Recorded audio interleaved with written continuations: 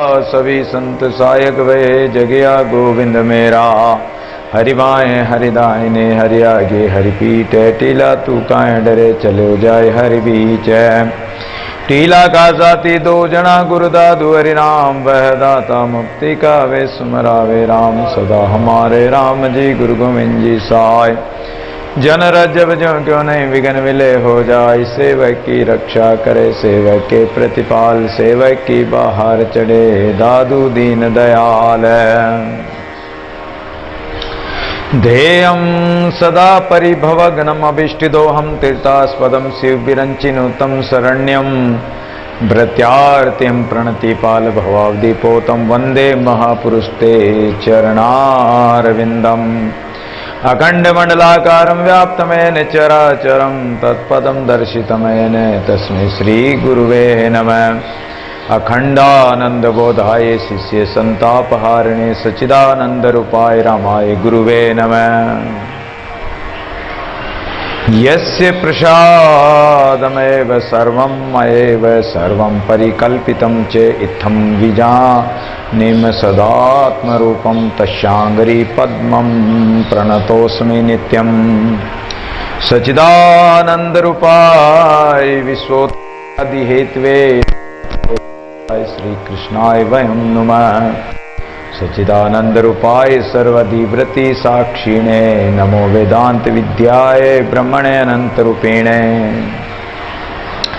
श्री हरि परमानंदम उपदेशार्थम ईश्वरम व्यापकम सर्वलोकानां कारणं तम नमाम्यहम्।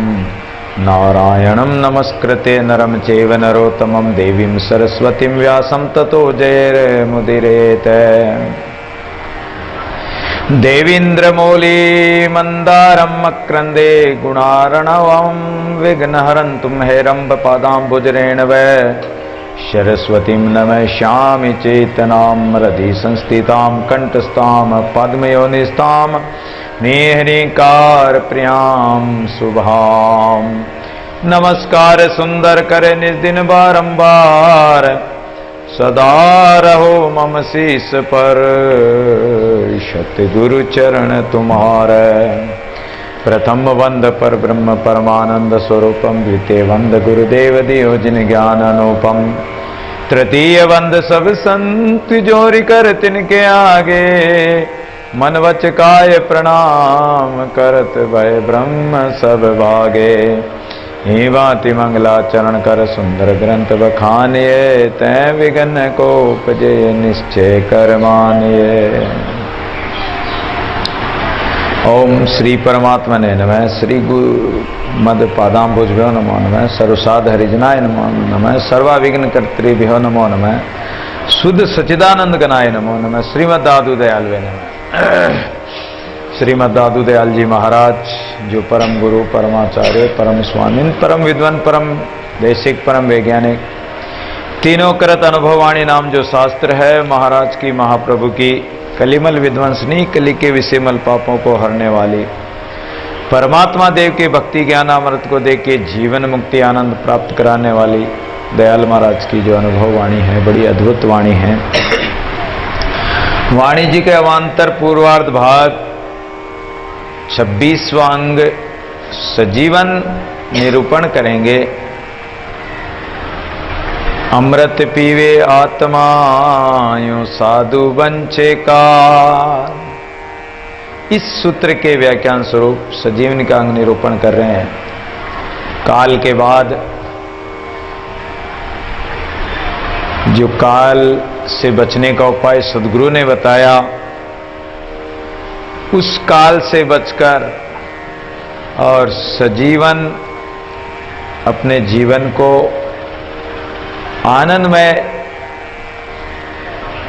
और प्रेम पूर्वक परमात्मा में भजन करते हुए जीने का नाम सजीवन है।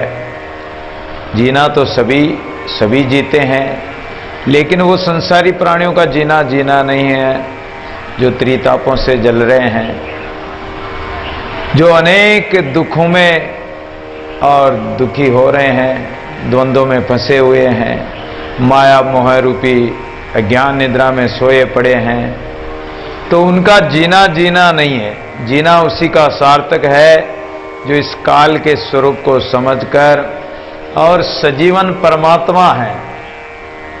सच्चा जीवन परमात्मा में है, सच्चा जीवन परमात्मा के भजन में है, और जो भजन करते हैं उसी का जीवन सार्थक है, बाकी सब निरर्थक है। इसलिए सजीवन का अंग निरूपण कर रहे हैं। दादु नमो नमो निरंजनम नमस्कार गुरुदेवत वंदनम सर्वसाध्वा प्रणामम पारंगत। उस परब्रह्म परमात्मा को जो माया से रहित है, बारंबार हम नमस्कार करते हैं। जिन गुरुदेव की कृपा से और उसका जो साक्षात हुआ है, उन सभी हरि गुरु संत महापुरुषों को प्रणाम करते हुए, भूत भविष्य वर्तमान के सभी संतों की वंदना करके, और हम उनको प्रणाम करते हैं ताकि वो काल से बचाकर हमें सजीवन परमात्मा में मिला दे। इसलिए कह रहे हैं कि दादू जे तू योगी गुरुमुखी तो लेना तत्व विचार, गए आयुध गुरु ज्ञान का काल पुरुष को मार। अगर तू गुरुमुखी है, गुरुमुखी का अर्थ है कि गुरु के सानिध्य में रहकर, गुरु का सत्संग श्रवण करके और गुरु के द्वारा उपदेशित ज्ञान को अपने हृदय में धारण जो तू करता है, और तूने धारणा ध्यान लगाया है, ध्यान किया है सचेत होकर, और उसी मार्ग में चल रहा है और उसी को धारण किए हुए हैं, उसमें कभी भी अपवाद नहीं होने देता है, आलस नहीं करता है। यदि तू ऐसा योगी है, गुरुमुखी योगी है, तो लेना तत्व विचार, तो गुरुमुख द्वारा उपदेशित ज्ञान के द्वारा जो तत्व स्वरूप परमात्मा को जो बताया, तो उसका विचार कर ले। गए आयुध गुरु ज्ञान का काल पुरुष को मार, और इस काल पुरुष को मारना हो, इस काल को मारना, क्योंकि काल सभी को खाता है, और देवी देवता असुर नर मुनि जन सबको काल खा जाता है। तो इस काल को अगर मारना है तो तुम गुरुमुखी बनकर उस परम तत्व का विचार करके, और गुरु के ज्ञान रूपी आयुध, आयुध कहते हैं अस्त्र शस्त्र को, तो ज्ञान खड़ग, ज्ञान रूपी जो खड़ग तलवार है, उस आयुध से इस काल को मार दे, इस काल को काट दे, अर्थात ज्ञान द्वारा इसका निवारण कर दे। नाद बिंदु सो गटबरे सो योगी जीवे, दादू काए को मरे राम रस पीवे। नाद बिंद सृष्टि दो प्रकार की होती है, एक नाद की सृष्टि, एक बिंद की सृष्टि। तो बिंद की सृष्टि तो सारा संसार है, जिससे सारा संसार बनता है। एक बिंदु से सारे संसार की रचना होती है, ये सृष्टि बिंदु की सृष्टि। दूसरी सृष्टि होती है नाद की। तो नाद की सृष्टि जैसे भृंगी कीड़े को लटको उठाकर लाता और अपने बिल में बंद कर देता है, और वो अपना नाद ब्रह्म सुनाता है, ररंकार सुनाता है, गुंजार सुनाता है, और वो लट, वो कीड़ा उस भंवरे के भय के मारे उसका ध्यान करते करते होई ताई को रूपा, जो जिसका ध्यान करता वो उसी का रूप बन जाता है। तो वो ध्यान करते करते उसका नाद सुनते सुनते उसी भंवरे का रूप हो जाता है। उसी प्रकार ये संत जिज्ञासुजन संत महापुरुषों की शरण होकर और एक उनके शब्दों के द्वारा शब्द सुनकर शब्दों से खींच करके और संतों के शिष्य बन जाते हैं। तो ये संत जितने भी हैं ये पांचवी हितरज खान है, ये नाद की सृष्टि है, ये बिंद की सृष्टि नहीं है, नाद की सृष्टि। दूसरा अर्थ है नाद, जो साधक ओंकार का जाप करता है और ओंकार का जाप सुमरण करते हुए ररंकार के साथ जिस प्रकार भंवरा गुंजार करता है, ररंकार मचाता है, उसी प्रकार ओम की ररंकार मचा दो। गीता में भी भगवान कहते हैं कि ओमित्येकाक्षरम, तो एक ओम ही आदि और प्रथम अक्षर ओम ही है। यही ऐसा प्रणव है जो मेरे को प्राप्त कराने वाला है।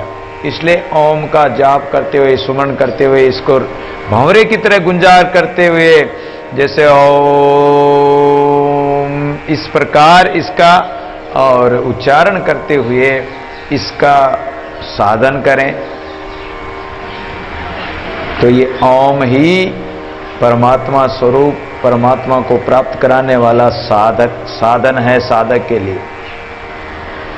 तो ये पर ओम का जो प्रणव का उच्चारण करना, ये नाद उत्पन्न होना, एक नाद होता है, एक अनाद होता है। अब नाद तो एक आहत नाद दो प्रकार के होते हैं, आहत और अनाहत। तो आहत होता है जैसे वाद्यंत्र है, हारमोनियम है, बांसुरी है, तार के वाद्य हैं, चाहे वीणा है, ढोलक है, तबला है, ये जितने भी वाद्यंत्र है इनको बजाने से बजेंगे, अपने आप नहीं बजेंगे। इनको अंगुलियों से बजाओ या किसी साधन से बजाओ, कैसे भी बजाओ, चेतन सत्ता इसको बजाएगी। कोई भी व्यक्ति बजाएगा, जब बजेंगे, छेड़ेंगे जब बजेंगे, तो ये आहत, यानी इनको छेड़ने से, आहत करने से बजेंगे, ये आहत नाद है। और दूसरा है अनाद नाद। तो जो अनाहत नाद है, ये अनाहत नाद अपने अंदर बसता है। इसका अनुभव आप अपने कानों को बंद करके, आंखों को बंद करके और नाक को बंद करके आप उस आवाज को सुन सकते हो। आपके कान बाह्य आवाज सुन सुनकर अंदर की आवाज को सुनना ही भूल गए।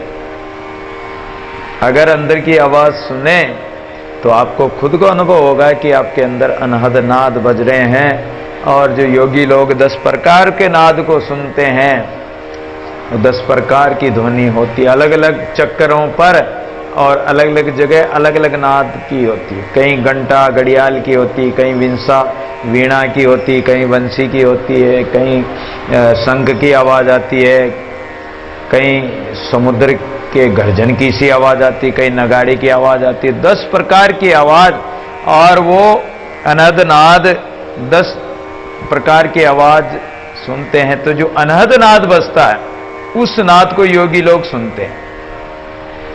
वो निरंतर बज रहा है, वो परमात्मा के द्वारा जपा जाप अपने आप हो रहा है। उसके साथ अपनी सुरती को लगा दो तो रोम रोम से राम राम होने लग जाएगा, जपा जाप होने लग जाएगा। फिर न तो हाथ से माला फेरने की आवश्यकता पड़ेगी, ना मुख से राम राम करने की आवश्यकता पड़ेगी, फिर तो अपने आप ही जपा जाप चलता रहेगा। तो नाद बिंदु, नाद और बिंदु, जो प्राणी हैं, मनुष्य हैं, इस मनुष्य में जो शक्ति होती है, धातु होती है, इस बिंदु को व्यर्थ न खोए। योगी लोग इस बिंदु को बचा कर रखते हैं। जैसे गर्भवती स्त्री अपने गर्भ को कैसे ढके ढूंढे रहती है, ऐसे ही योगी लोग अपने बिंदु को और गुप्त रखते हैं, अर्थात उसको व्यर्थ नहीं बाते हैं, और उसका बंद करके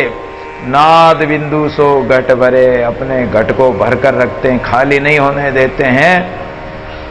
और जो योगी खाली नहीं होने देते हैं, वो काहे को मरे राम रस पीवे, वो मरेगा ही नहीं, वो अमर हो जाएगा। गुरु शिष्य वन में रहे, साधन साधत पीर, खिचड़ी काली शिष्य बकी वे गयो अमर शरीर। और गुरु शिष्य कोई वन में रहते थे, गुरुजी खिचड़ी हिला रहे थे। तो जो खिचड़ी है, ये खिचड़ी क्या है? साधना है। साधना करते रहो। गुरु ने बता दिया कि शिष्य तू, जब सब साधन तो उपलब्ध कराई दिए, चावल मूंग इत्यादि सब इकट्ठे कर दिए, बर्तन में भी चढ़ा दिया, अब तो पकाना तो आपको ही है। धीरे धीरे साधना करनी है, साधना करते करते इसको पकाना है।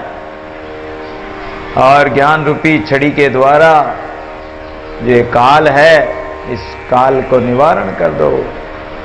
काल भी खत्म हो जाएगा, अमर शरीर हो जाएगा अगर ऐसी खिचड़ी खा लोगे तो।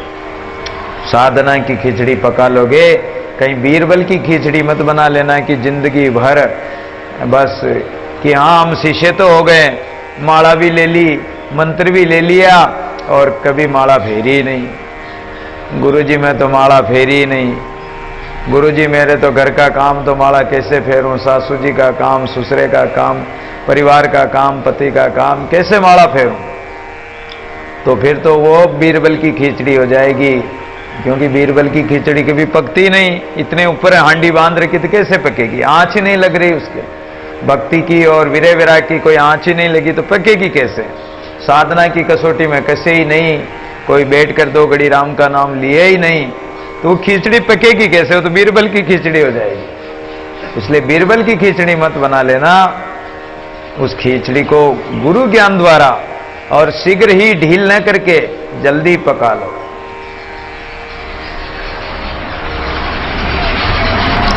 औकार बिंदु संयुक्तम नित्यम ध्यायन्ति योगिनः कामदम मोक्षदम चैव ओंकाराय नमो नमः। जब नाद निश्चल रहे बिंदु न बाहर जाए, जगन्नाथ जीवे सदा अजरावर ल्यो लाए।